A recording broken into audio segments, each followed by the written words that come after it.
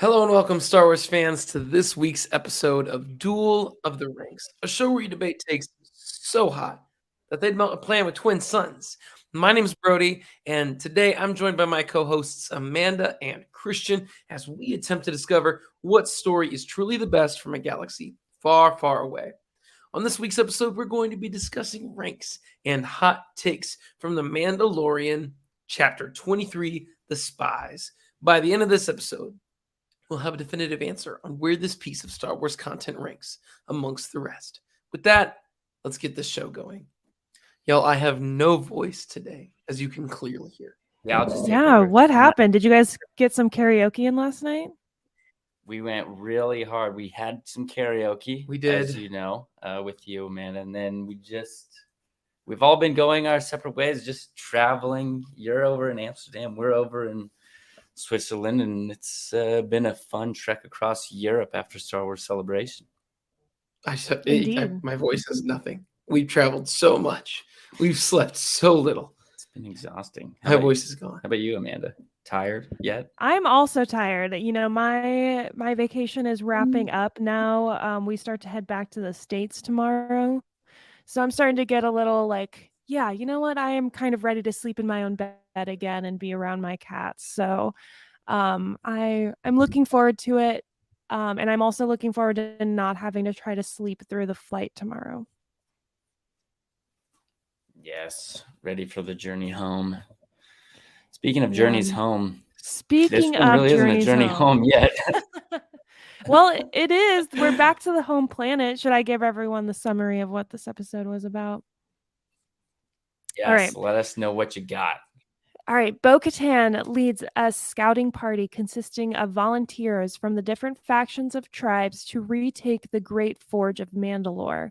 Once there, a rundown land ship of several elder Mandalorians finds the crew and recognizes Bo-Katan's armor and voice. Bo welcomes them onto their mission, and they promise to lead them straight to the Great Forge, while the armorer takes a number of the ill and injured back to the fleet hovering above the atmosphere, out of contact from the others. So when the tribe finds a hidden Imperial base in the depths of Mandalore, our tribe finds themselves surrounded. How about that? This was a huge episode. This was the penultimate. Yeah. I'm just hoping like you both can carry this conversation. Well, I'm just like sitting here like. Well, opening up, it started off with the Blade Runner-esque again world. Super Blade Coruscant, Runner. The underworld. Very cyberpunk. We like to see that in Star Wars, or at least I do. I don't know if you guys are turned off by stuff like that or whatnot, but yeah. And then Kane and Moff Gideon are back together, talking, getting their kindling relationship again. So my theory still stands. I'm still happy about that romance going on. Yeah. How did you feel about when we saw Moff Gideon wearing the spiked helmet? I know how we're jumping right there. I'm sitting right next to you, and I know you're like, I called it. Do you feel like that confirms for you he's a Mandalorian? For me, it does. And this is something where we're talking about, this might have to be a debate for the show, because in getting to bingo, this was a big episode for us as well. I think we crossed off 2 for sure. Paz Vizla dies, and R.I.P. Gosh, what was the other one? And what number is Paz Vizla dying? Number 10. We had that one. Okay. And then we had Thrawn mention. So that was something we predicted for this show. Oh, what number was Thrawn mentioning? The Thrawn mention was number 28. All right. So those 2 were 10 for and sure 28. big ones. And then, the glorious moment when Gideon comes in. Number 36, we had Moff Gideon is a Mandalorian. And we talked about it a little bit in our predictions episode. But for me, when I saw that, I was like, boom, there it is. And sure, maybe we can have different debates on, the definitions of a Mandalorian. But I think, I don't know, this would be something to just him coming down with the horns, it specifically invigorates the like Bo-Katan's soul, or like it like pisses them off. It aggravates them. Like it's meant to be provocative. I think Yeah. specifically because of that past with the Mandalorians and Clone Wars. So I think for me that's good enough to like, I don't know, when I pictured, Check it off Moff as a Gideon, bingo. yeah, just saying like him coming in with the horns, evil intent. And for me, I was like, it doesn't get any better than that. But I don't know. What do you two think? Don't you I think felt Bo-Katan would love him though, if like, and she would recognize him and call it out like, oh yeah, he was a Mandalorian. But No, not like, for me, I don't think he would have had to have been a part of there from the beginning from the Okay. Mandalorians. It's more of like he's using that icon, that symbol, to like spit in their face and be like, yeah, baby, I'm gonna take over Mandalore and I'm gonna make sure it's in the right hands. That kind of sounds like a play out of Thrawn's playbook, though. Like, think of how he like sort of collects like symbols and artifacts from other cultures that he destroys. Mhm. And for me, I don't get the idea that I wouldn't say he's a Mandalorian just because he has the pointy helmet. I still think, and this may be my early hot take, or maybe it's not, but we had the conversation about Moff Gideon being a poser. And I think that still Mm. comes off here. I think this has only amplified all of the reasons why he is. He's sort of just like bullying and stealing these guys' culture. He's not a Mandalorian. He just wants the best armor and he just wants to look cool and he just wants to be powerful. And he doesn't care the culture that he has to try to take over in order to get that power. And that's why he even tells them when he has them cornered, he's like, the Sith, the Jedi, the Mandalorians, I'm going to take whatever I can to make the biggest impact. Mm-hmm. So Yeah. I think he's just like a culture vulture.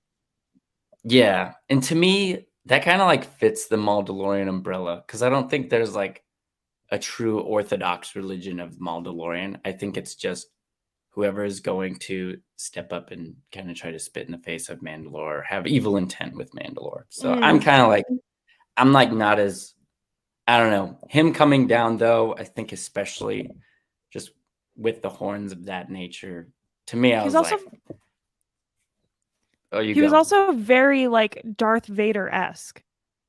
Yeah. Like his whole suit. Yeah. Did he even have a cape? Yeah. He had a cape. He got the whole getup. I mean, it was a sick armor outlet that he's got there. I mean, I think that's a really cool, I don't know, entrance of a villain in Star Wars. And that's, I think, part of why I gave this episode another big high ranking was this really got back to the grandiose of Star Wars and, I don't know, big moments and kind of, shifting from that space western to space pirate to now getting back to kind of a space opera where it's just grand battle or whatnot. But yeah, I mean, there was a lot to love. The Shadow Council, Gideon coming in with that, like Pelion, just that was really cool to see him live action. And so I am not familiar with that character. Where else does he appear? So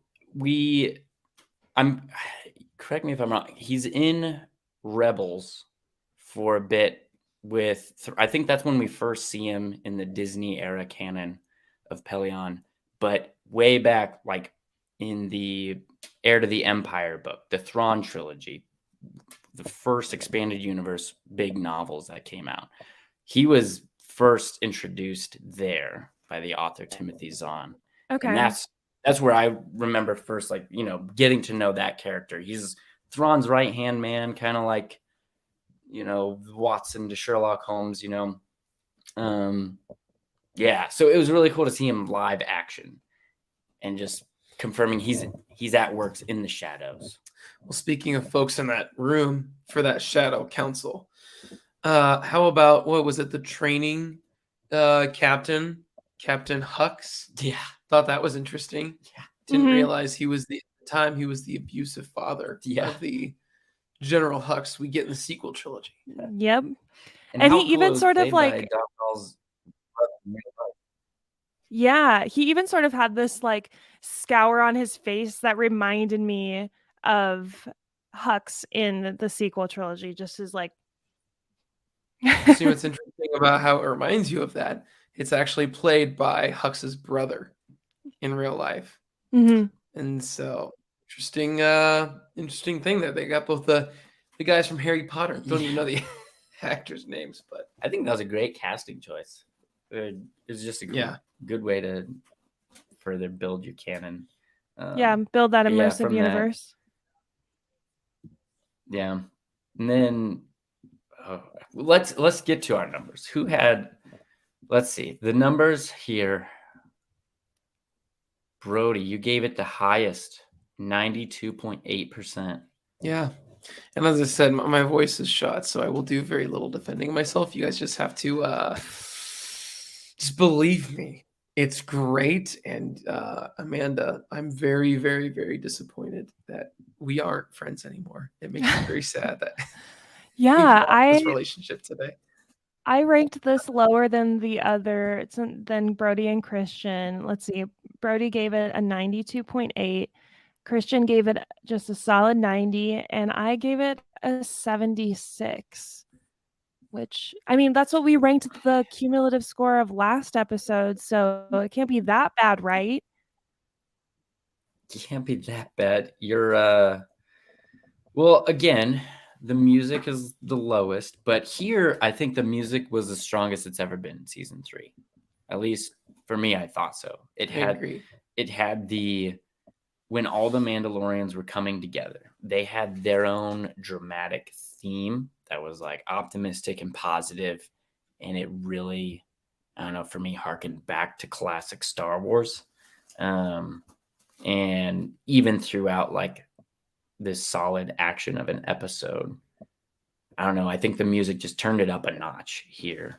No pun intended, but I don't know if you feel the same way, Amanda, or if it was more like meh, same old. The music was good. It was fine. For me, I didn't rank it the highest in the story, which is funny because last week I ranked the story really high, and now we're like back on track to like the main storyline, and I don't know, I don't care about it so much. Like it's like, okay, yeah, we have to pay attention to everything now because it's all moving forward. Like I like when we're just like, I can just like daydream out a window and watch The Mandalorian. But I did like some character growth moments with Bo-Katan. You really see her kind of falter because she is so scared. Like when they are cornered off and Paz has to like sort of sacrifice himself, she's holding her like blasters out, and you can just like see her shaking even though her helmet is on. And you see her admit to defeat when she explains how Moff Gideon got the dark saber in the first place, how she had to just like hand it over and then he continued to like rub it in her face. Like that's really humiliating, and I could read that in her character that it was something that she has had to overcome. And then you had that really sweet moment with Din coming up to her and saying, your song is not yet written, and I will be here until it is. And I think I saw like Bo start to believe in herself. And then of course by the end of that episode, like we're not in good shape anymore. Did we already bite off more than we can chew? Did she bring everybody together just to kill them all again? Yeah. No, that was there's some merit to her getting some more action as the leader, and just I don't know, facing fear. I think that's what makes her, courageous too. She's facing a big fear and whatnot, and trying not to lose more people again under her leadership. And even like when there were those Mandalorians who were playing like chess or whatever, they get into a fight. It was like, was that Paz and Axe Woves, right? Yeah. Yep. Yeah. And Din's like, should I step in and And Bo's like, no, we knew this was going to happen. Just let it play out. She's really trying to give them space to figure out those solutions on their own. And I really admired that. The thing about this episode that I didn't get as much is I don't understand Moff Gideon's goal, I guess. Like season 1, he was trying to find Grogu to work on like that program. Like that was his main thing. He wanted the child. And now he doesn't even care that the child is literally right in front of him, which kind of surprised me. Like all he just like now it's just about defeating Mandalore. Like where did that come from? Why is that the main focus of him now? Yeah. I mean, to me, it seems like he's got his own agenda. Like to everyone else, he needed Grogu's blood for the sole fact of they're all under the assumption that, yeah, we're going to clone Palpatine. And that was the group's collective goal. Whereas for himself, it seems like he's got his own agenda where he's thinking like, I don't really care. Actually, I don't want Thrawn to be back. He took the he's talking about all these ideas he's taking from other people earlier this episode. It was Thrawn's plan initially, if I remember correctly, to go onto Mandalore and make stormtrooper armor out of Beskar. And so he's taking all of these ideas from other people and standing on top of them, and he's actually executing it, which was interesting. We watched a video earlier today, and they talked about the stormtrooper helmets, how they were kind of morphed this episode more into what we see within The Force Awakens. So that was a little neat nod there. But to me, there's a lot of speculation. There's someone out, I saw one rumor where they taking out of the Heir to the Empire books. Someone thinks that he's trying to clone a Force sensitive person, basically to be kind of like his Darth Vader. Someone to go out and be, which there was a character in the Heir to the Empire series that they say they're basing that on. Yeah. And so we'll see. But someone who could essentially be his guard dog, someone he can tell us to go out and execute these orders and use the Force to do it. And so he's trying to build up his own little empire, I guess. Yeah. And it's interesting you missed that. It didn't, I guess, and maybe I was just so caught up in it, but it didn't bother me too much, Gideon's seemingly shifting agenda, but it's still, when he said, I don't know who he was talking to in the Shadow Council, and he was like, cloning really isn't my thing, that's your thing. To me, I immediately didn't trust him. I was like, oh, he's just putting on a facade. I don't buy it. I think he's way more interested in cloning than he's letting on the council. But I don't know. I could be reading further into too far into that. But you mentioned getting back to like Paz Vizla and Axwolf's fighting at the chess match, and then Grogu stepping in with, which by the way, we just talked about him in IG-11 as IG-12. Like that is. It was a good, I don't know, some comic relief in this episode with the yes and the no, and I thought that was, I had to uptick character stuff too more for him now that he's starting to get more independence and doing his own thing, and him stepping in to break up the fight without being asked to, you know, like I know, and then Din was like, with Luke. Din is like, he didn't get that from me. And then I was like, oh, he got that from his mama, Bo-Katan, because he was sitting on her lap, like at the very start of the episode. So cute. But yeah, when Grogu gets to It's funny you think that was from Bo. I thought that was from Luke. I do too. No. Oh. It's not from Bo. Oh, okay. Yeah, I guess that makes a little bit of sense. Each their own. I don't know. Maybe that makes we'll more never sense, know until we call Favreau.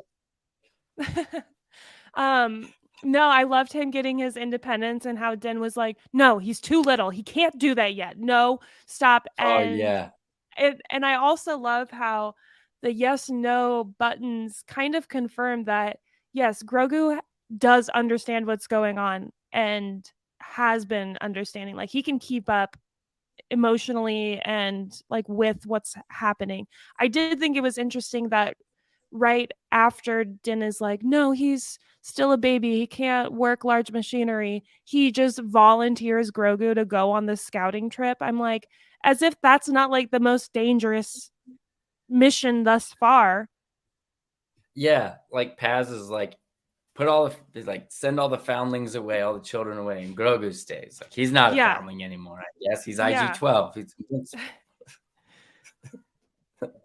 No, that was really funny. I loved that part.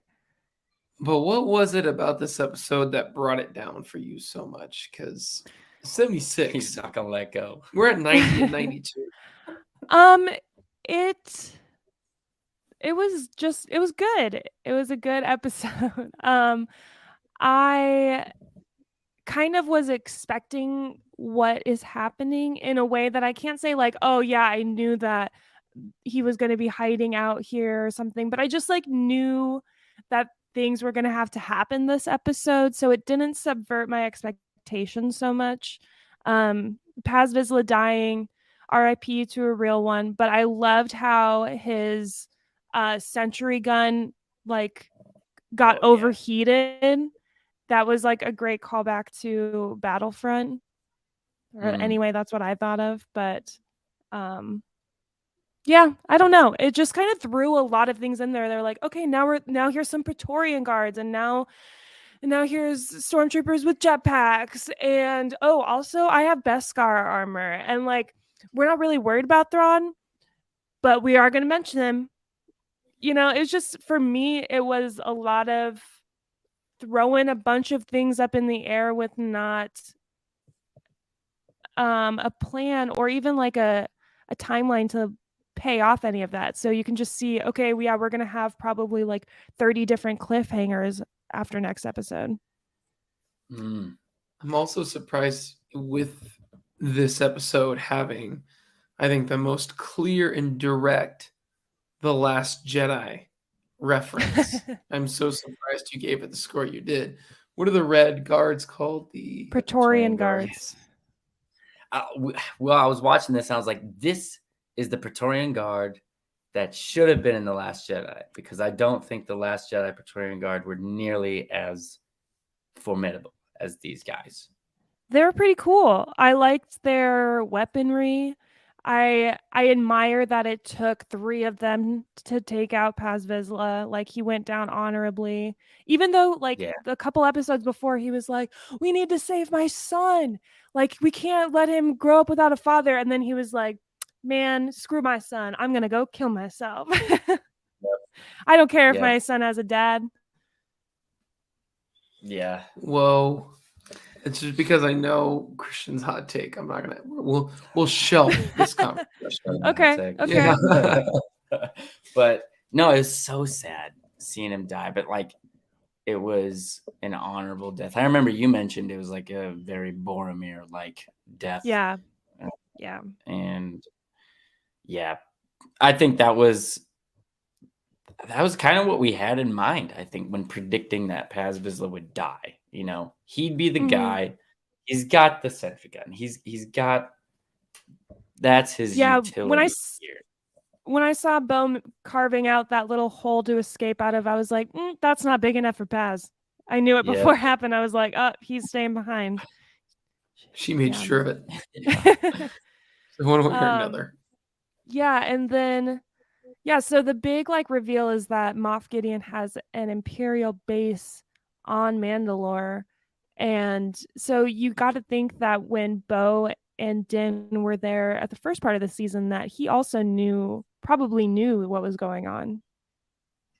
You'd think, and like kind of what you were getting at earlier, you said a lot of things were being thrown in the air, and for me, when I was watching this, it was more orienting for me, like more grounding to like get bearings of, oh, these are the plans that have been going on. This is what's been taking place.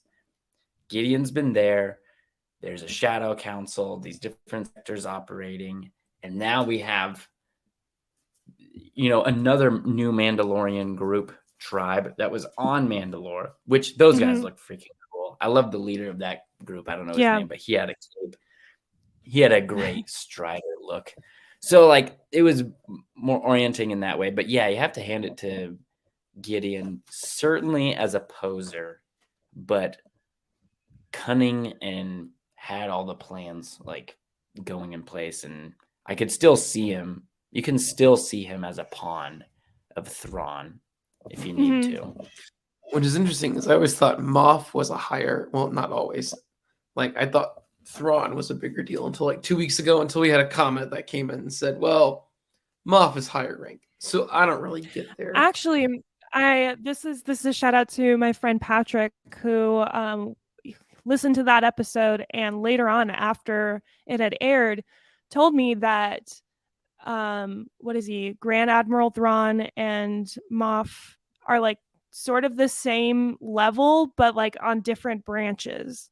So I think that they are pretty equal in the grand scheme of things. But don't quote me. That was Patrick. So if it's wrong, you can come for him. Well, it looks like there's going to be some sort of like there's a potential civil war brewing within Mandalorians, which I don't think that's really going to happen. But I think you'll see that power struggle within Imperial ranks between Moff Gideon and Thrawn. So, yeah, I'm really excited to see where it goes. For me, I gave it such a high score because there's not really much else you want from an episode. The story was really endearing. Immersive Universe was chock full of lore. We got so many questions answered. I have a question for us, for you guys. So the episode is called The Spies. And every episode kind of has like an ambiguous meaning. Like it could mean like there's an obvious answer of who it could be about, and then there's kind of a less obvious answer. The Spies, this one was the one that didn't jump out to me from the beginning, and I've seen some rumors online on who people think like is spying, and so I wanted to get your guys' thoughts on who the spies are. I thought it was the Imperials. Right? The Imperials are the spies for the Imperials?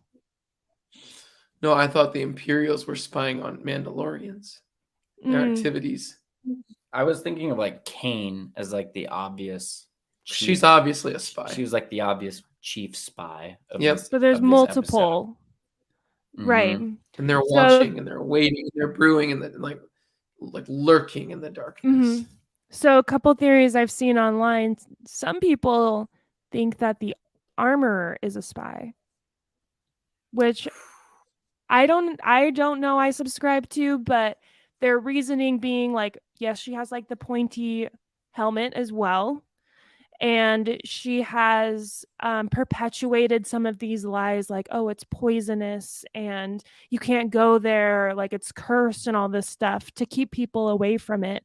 And then she just happened to dip out when the going was getting rough. So that's what some people have been saying. I thought maybe it could have been those elder Mandalorians that had been living on the planet. Maybe they had struck a deal with Moff Gideon, and because they knew exactly where the Great Forge is, and if they knew that, then they probably knew that Moff Gideon's base wasn't too far from it. But there was no clear answer from them. Say that again. That could explain some of the like an ambush. You just say you do believe the armor conspiracy thing? I don't know. I just don't think she's up to any good. I don't trust her. Whenever there's like an intense moment, it pans directly to her face as if there's something she's in the know on. Very similar like videography trick to what they did with like Paz Vizla. Whenever the son was doing something, whether it was his coronation or whatever, it would cut straight to him. Whenever there's something intense, you're doing a cut right to her face and her reaction. So indicating there's something there. Even the still of the episode is of her, like with the backdrop of like a sunset behind her, which is, interesting. But it didn't necessarily, the episode itself didn't really bring that up as a plot point or hint at it anyway. But it's interesting, like that you raised the question, the spies. There are multiple, plural, and trying to flesh them out. You want to flesh out Spies potentially on both sides, but Mhm. I think that's a solid conspiracy on the armor. Gosh, I hope that's not true. I don't want to believe that, but I don't know. Maybe it is true. Maybe it happens. But yeah, there's so many different ways you could go about with that one. But yeah, I think just in terms of this episode, this was the kind of like the first episode that got me like most hyped in all of the Mandalorian, like giving those like fist pumping, like most Mhm. hyped up stuff with most of those moments and that grand part of it. So like that was part of it too, with the high ranking number. Oh, so good. It was so good. For me, it was the best episode of Mando we've had yet. Oh, but you mentioned that the technical aspects. You said something about the ships like first showing up or landing down. It didn't look good. Like, Nope. That looked like clear CG. Yeah. But I think for the rest of it, I thought it looked fine or great. I don't know. The action was good. I loved the panning shot over with the Imperial cruiser coming, but it was like Yeah. the painted. That was really the cool. squadron. That was rad. What's cool about it for me was it gave you that depth to scale Yeah. feel. Yes. So you really got how big it was. Yeah. Very like Gareth Edwards' style of Yeah. Mhm. filming, which was neat. All right. Well, that is this episode, which we've concluded as a 86.27%. Any final thoughts before we go into hot takes? Not for me. All right, let's do it. Don't be too proud of this podcast you've constructed. The ability to rank content is insignificant next to the power of an exceptional hot take.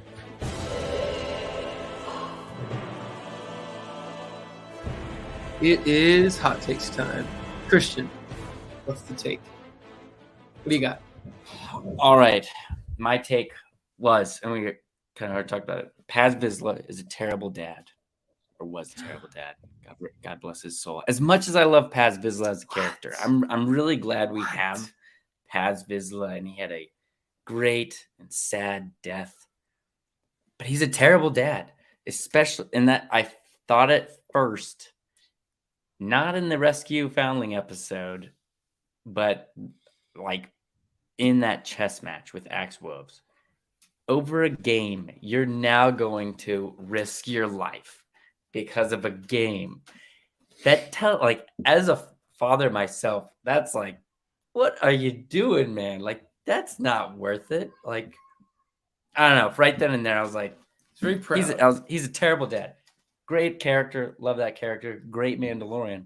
Terrible dad. I agree. And I think it is a hot take. I think anytime you call someone a bad parent, you're going to ruffle someone's feathers. So I think it's a hot take, and I agree with it. Thank you. What was his son's name? Do you remember? Like Tar was at the end, like Griff Tar or something like that. Reptar. Yes, that's actually what it is. No, I was going to. All right, I'll put it this way. I was going to completely disagree with you and talk about really the Mandalorian way for a bit here and just rant. All right. And then you talked about that event on that boat cruiser thing with a knife over a chess game. You got a point. The man is not proud. So not including the chess game. If you take that out, you would disagree with me. Yes. Okay. But for that reason alone, what constitutes as a terrible dad? I don't know if he's terrible. Like, you know what though? He did wait like a good while before going out to get his son. I remember saying that like forever ago. I remember, like, you guys were talking on him as that episode. I wasn't even really caring about that as where much. they were like, "Hey, he's up there. Like, we need to wait till more." It's like, let's take a break. Yeah, let's just being digested in the beast's throat or whatever, like, or getting ready to be digested. So sure. All right, I'll upvote that. Good job. Hey, thanks. Great. Give it to you. It's always a good week when Christian gets a Roger. Yeah, my goodness. I can't remember the last one. It's been a minute. Good job, dude. Good job. Okay. All right. I've got one, and I won't be able to defend it very much. So you guys are just going to have to believe me that it probably would happen because my voice is not getting any better anytime soon. Hopefully next week. All right. If Boba Fett was with that group, Paz Vizla would still be alive. I mean, sure. I don't. It's not a Okay. hot take. I was kind of gonna get at that too. Yeah, it's not. I mean, yeah, I think you're right. Yeah. Wow, I did not think I thought that was a take. I'm actually happy that that's milk toast. I'm gonna because say it's we're all- milk toast. that makes me feel good. That means we're all acknowledging Yeah. that Boba is so much more badass, even after the book of Boba Fett, than Paz Vizsla, Mando, Bo-Katan. I love that. Thank you all for saying that's not take worthy. I think we all want to believe he's badass. But really quick, can I get into what we discussed last night with the Boba theory? Yes. We talked about bringing back to your Spies point, Amanda. I think it would have been so much better for Boba Fett's character to like have him randomly like show up in this episode as a somewhat of an adversary to the Mandalorians, where like he kills a Mandalorian or is against Bo-Katan's clan because he was hired out by Moff Gideon or someone from the Empire, and he was hired out to carry out a job, and Boba Fett is strictly there on business, back to his classic mercenary stuff, and he's back to being ruthless and does not care about a Mandalorian cause. He's out for himself, and I think that puts Boba Fett back at the category of classic anti-hero instead of, oh, I'm a nice, respectable protagonist now, where that was not how Boba Fett originally started out. But That's I an don't know. I interesting think bringing thought. him... No, that's an interesting thought. And at first, I just my think that could instinct was to be like, for oh, him. Fennec wouldn't let that happen. But Fennec's also a bounty hunter for hire, and she tried to steal Omega. So Yeah. It's true. Now, I'm not saying it's harder to believe that would happen now that we've had the book of Boba Fett, but I think that would have been a great way to get him back to his classic anti-hero stuff. But circling back to your hot take or milk toast take, I agree with you, man. And Amanda does too. It's milk toast. Nice. That makes me very happy for the first time. Okay. You fool! Your take is milk toast.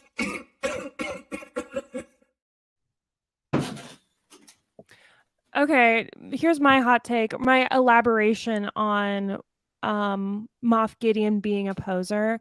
I think he probably flunked out of school. Like, he never really got an education. He's never had an original idea his whole life. So I think he's someone that totally copied other people's homework or bullied people into doing his homework for him.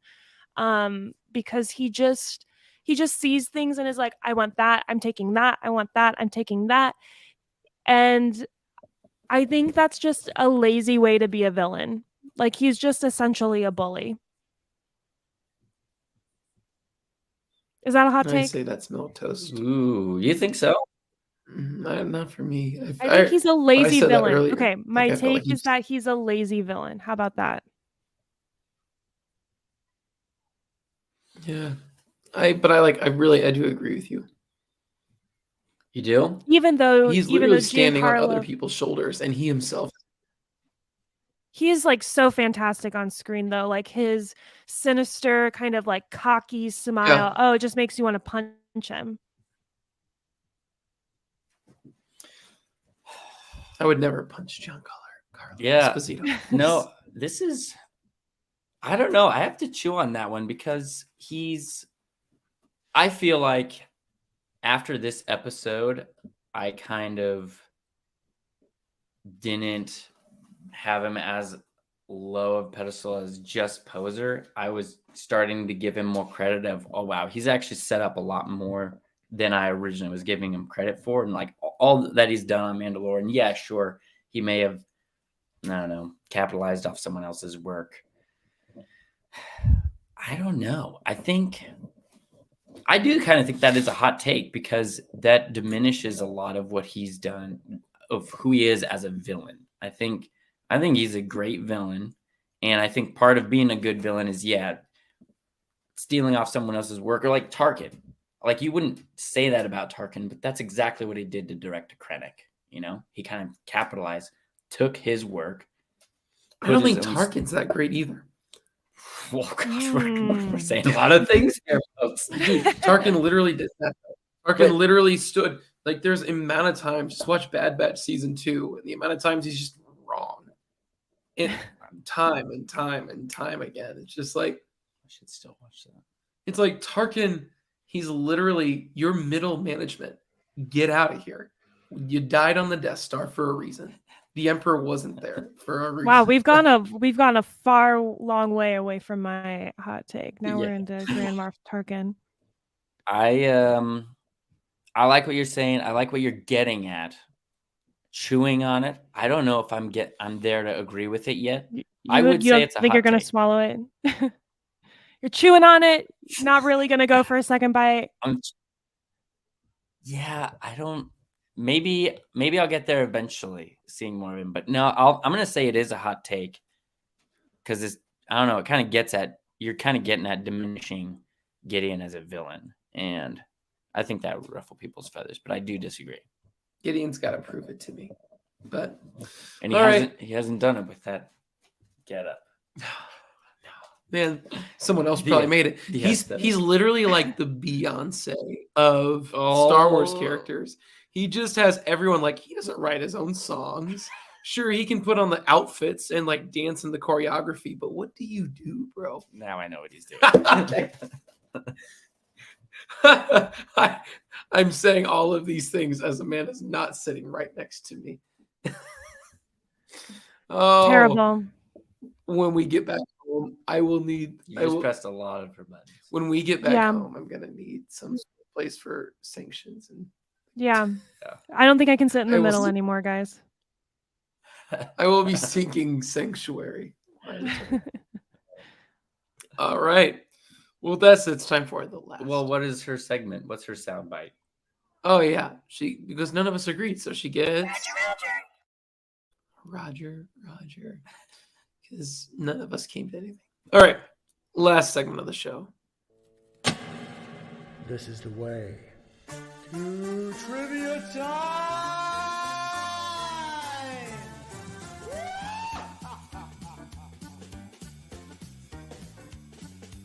It is trivia time, and Amanda has the question of the day. I know we've been so international these last couple episodes, but I have a question that's going to bring us right back home, specifically to Omaha, Nebraska. So this is a special trivia question for the Omaha locals, or Nebraska natives, if you will. So Nick Nolte was the actor who played Quill, the Ugnaught. I have spoken. And he was born in Omaha, Nebraska. I don't know if you knew that. What high school did he attend? Is it Central High School? Is it South High School? Is it North High School? Or is it Benson High School? Oof. I'm going to say Central because it has the most kids there. I didn't know this. This is a good fun fact. I'll just say Benson. It is Benson. He is a Benson bunny. Yeah, which is pretty cool because I live in Benson. So it's like, wow, this Star Wars character walked the same grounds I've walked. That's pretty freaking cool. Yeah. I didn't know that. I don't know. He played football there. He played what? He played football there. Hot dog. Maybe we should get him on as a guest. That'd be sweet. Let's just do it. I'll call him up right now. Yeah. That's so Can't be cool. that hard to get It's a a hold small of. town. Yeah. Well, this has been a fun episode. Next week, Amanda, you're going to be home. I am. So, yeah. We'll be in different Christian and I- time zones for sure. Yeah. Yeah. We'll make it work. We're We'll gonna keep make it making these work. episodes. This And was people need to be watching out for bingo. And it'll be the finale. Yeah. So that's going to be be a big sure one. to tune in. Yeah. Next week, Duel of the Ranks, Mandalorian finale, chapter 24. Really excited. Go look up Duel of the Ranks. We're just about everywhere. Apple Podcasts, Spotify, our website. Go look it up. Otherwise, this has been a night of back-to-back Duel of the Ranks episodes. Thanks for joining us. Hopefully next week, my voice is back, and Amanda has not killed me for my Beyond.